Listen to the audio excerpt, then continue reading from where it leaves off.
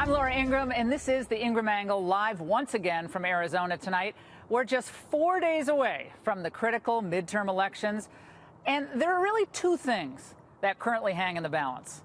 An economy, as evidenced by today's job reports, it's roaring, my friends, and an immigration policy that makes sense. And my simple message is this: let's not stop success, America. Since we're here in the Grand Canyon state, we thought it was really important to talk to some of the voters here. So I'm talking about people who have different political affiliations, different races, different walks of life, to hear firsthand what really matters most to them ahead of Tuesday's elections. Now, these are the voters who are going to decide the neck-and-neck Arizona race now between Martha McSally, Republican, and the Democrat Kyrsten Sinema. We're going to talk to McSally just ahead, but first, we wanted to hear from the voters themselves. We started this evening with the pressing issue of immigration and how illegals have affected this border state. Raymond Arroyo joined me for the questioning of this group. Here's part one. I want to begin with an issue that is front and center right now, and that's the issue of immigration. Now, there are multiple caravans barreling toward our southern border, and as a border state here in Arizona, a lot of the migrants could end up in your own backyard. So, show of hands here. How many of you think we should welcome all members of the caravan despite evidence that there are criminals within the group? Raise your hand. All members of the caravan. Oh. I don't think there's criminals in the group. You don't think there are any criminals? No, I don't think there's any criminals. I think there are women and children who are trying to get away from fear and military dictators and all kinds of other problems in their countries, and they're looking for asylum. Griff Jenkins was our correspondent down, and he's been with the caravan for a number of days. He interviewed various members of the caravan, and this is what he found out on Sunday. Let's watch. Are you willing to break the law to get back to the United States? Yo quiero entrar y pedir un perdón. He says he wants to apply for pardon for the felony he committed. Can you ask him exactly what happened? ¿Cuál es tu felonía exactamente? Number 3. A third-degree felony? Intento de matar. Attempt of murder. Dan, your reaction? My reaction is that most of these women and children and families are coming here for asylum, and they're doing it the right way. You have to go to a port of entry. You have to turn yourself in at a port of entry, and you have to apply for asylum. Now, if they don't fit asylum, then they have to go back. But if they meet the criteria for asylum, they're not breaking the law. They should be let in. Now, let's listen to what President Trump has to say about the way women feel about this caravan. I don't want them in our country. And women don't want them in our country. Women want security. Men don't want them in our country, but the women do not want them. Women want security. Terry, I saw you nodding your head or shaking your head a minute ago. I don't care if nobody is a criminal. Have some respect for this country and do it the legal way. I'm a lifelong Democrat. I switched over for Trump just to vote for him. I've always felt this way. If we let these people come in this way, it's going to set a precedent. There is suffering everywhere in the world. Where do we draw the line? Charity starts at home. Let's take care of our own first and foremost. Then we do it the legal way, not illegally. Laura, I see Roy sitting next to Terry, champing at the bit. Go ahead, Roy. I mean, to hear Trump say that women don't want the caravan to come in, I'm sure a number of women wouldn't want to be around Donald Trump. But first and foremost, I would say that let's go through the process. Let's process each case by case. If there was a proper system of immigration in place, then we could properly vet those that were trying to enter into the country and decipher who was a criminal and who was seeking asylum. Julia, you wanted to say what? Yeah, there is a system how to come to this country. I am an immigrant, and I did it the right way. You file your paperwork, you get approved, you come here. It's as simple as that. Well, here's the problem, is that right now our system is being gamed. That's what a lot of people view. The asylum system, it's a good thing to allow people to come in for asylum for certain credible fears. Fear of religious persecution, fear of ethnic cleansing, true fears of persecution for, political outlook. But what's happening for most of these migrants, and we had the Mexican ambassador and the Guatemalan interior minister on the other night on the angle, and they both said that most of these migrants, overwhelmingly, they're economic. They're coming because, like hundreds of millions of people around the world, America is a great place to live. And it's better than most countries in the world. And so they want to come there. Well, let's go to Sergio. Laura, I want to, what the media isn't also showing is that they're passing live feeds of what's happening in Mexico with this caravan. And the caravan is assaulting police officers, and they're throwing rocks, and they're leaving trash, and they're tearing apart the country of Mexico. You have people there, the own Mexican residents that are living there, that are saying, go back to your country, stop tearing apart ours. But there was also a feed of them partying and having a good time and being welcomed in different parts of the community. But they're taking this mindset and they're coming and they're bringing it down to this border. Yvonne, and on the top there. I'm an immigrant to this country, and I came here legally. It took me 10 years to get my citizenship, and I also worked in the healthcare industry. And, they look at this caravan. This is an organized group. I really feel it's an invasion of our country. I mean, this is an organized caravan. They have people that have trucks that are hauling these people on the freeway, and then they look at the caravan. They're finding that 80% of it are men, and less than 20% are women and children.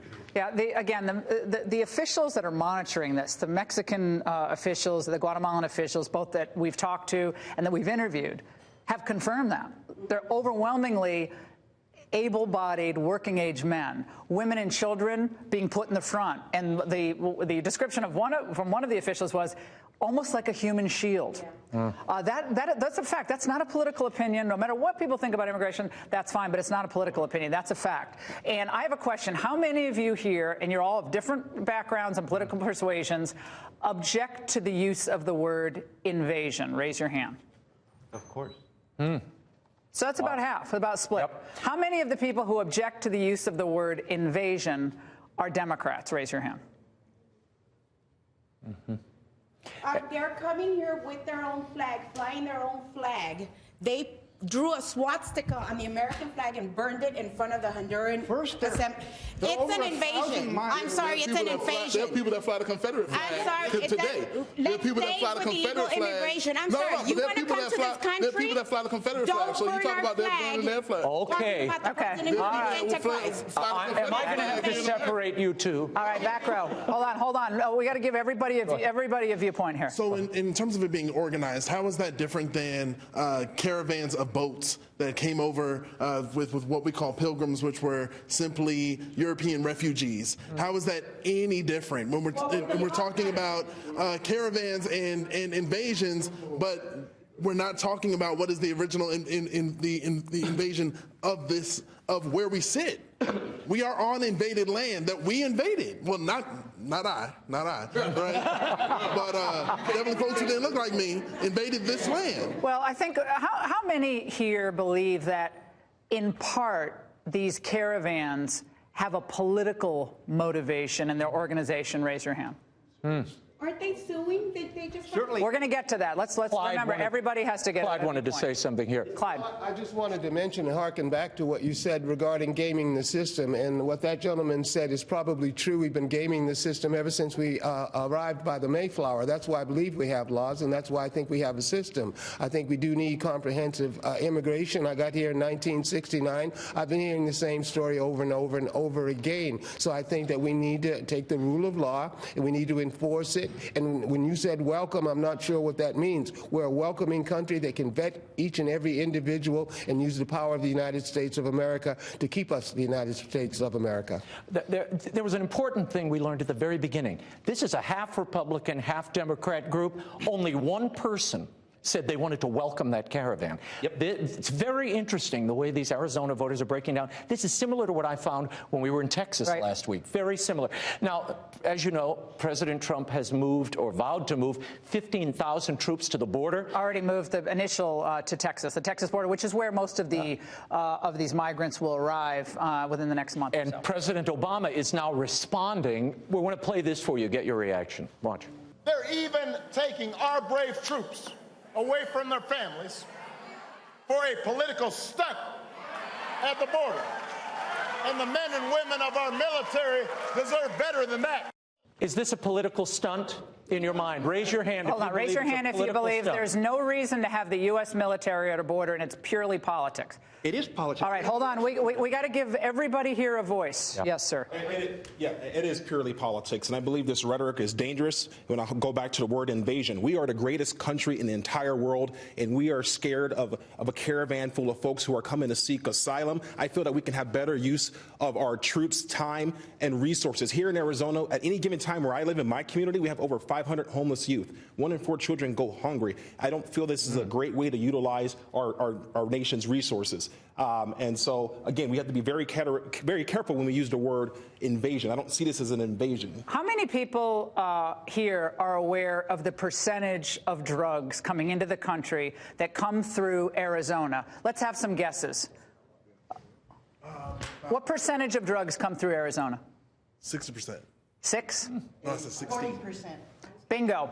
40% of the drugs coming into the country come through our southern border. The porous nature of our border. But I also trust the current law enforcement officials we have, and I don't feel that they need babysitters. We have thousands of Border Patrol agents. I have another question for the crowd, and then we got to move on to another topic. Another question for the crowd. Okay, here's another question. Do you prefer our military to enforce the borders of other countries, which they're doing in Syria and Iraq, in Afghanistan, mostly in the Middle East, or enforcing, if necessary, the borders of the United States? First question, do you want the military enforcing the borders of other countries or the border of the United States? Let's go to Laura. Totally okay with the military protecting our borders, provided that we were being attacked. Yeah. I feel like that the nation is crippled in fear right now in each party, and everybody is like just polarized because everybody's either bad or everybody's good. And there's no in the middle. Like, regardless of the caravan, there's a lot of people who are at the border already who walked, whatever, that are really seeking asylum. So we can't lump everybody together. Does asylum mean in one or the other? Seeking a job in the United States? Is that asylum?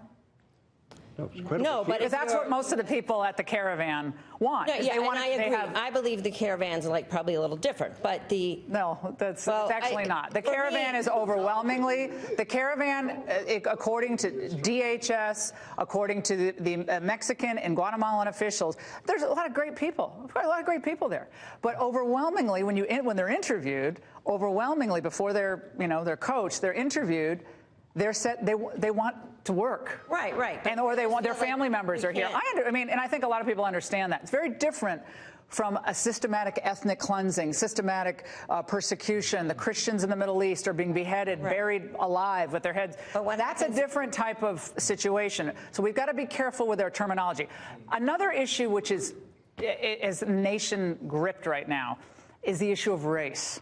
I want to play for this group, all of you have different backgrounds, what is being said lately about President Trump. Let's watch. The president's obviously a racist. He's obviously a demagogue. The rhetoric of this racist, heartless, soulless man will lead to more violence. Yes, I said that, and a lot of Americans believe it, too. It's a naked appeal to fear and hate is what it is, and it is racist.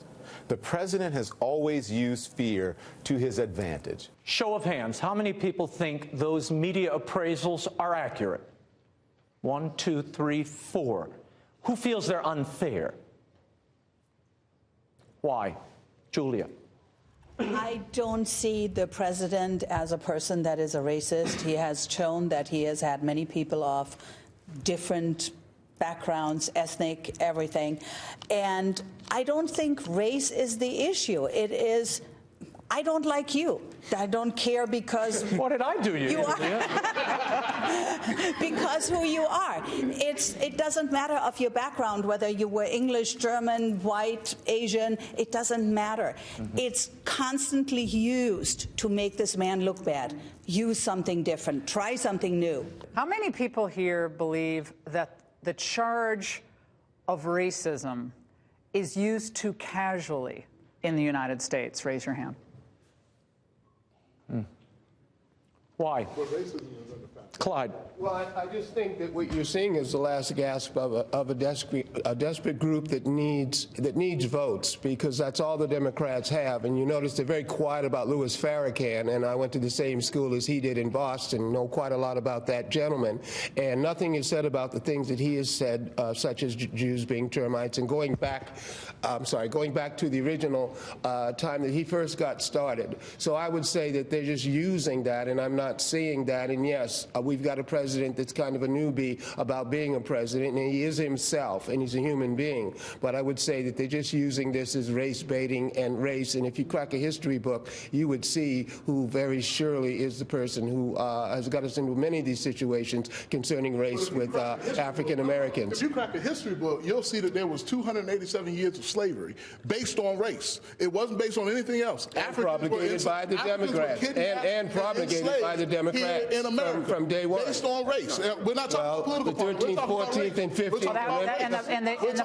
And the party that we're not talking about politics. We're talking about based on race. Hold on. We're talking about based on race. Right. I let everybody talk. Can I make my point? Yes. We're talking about based on race.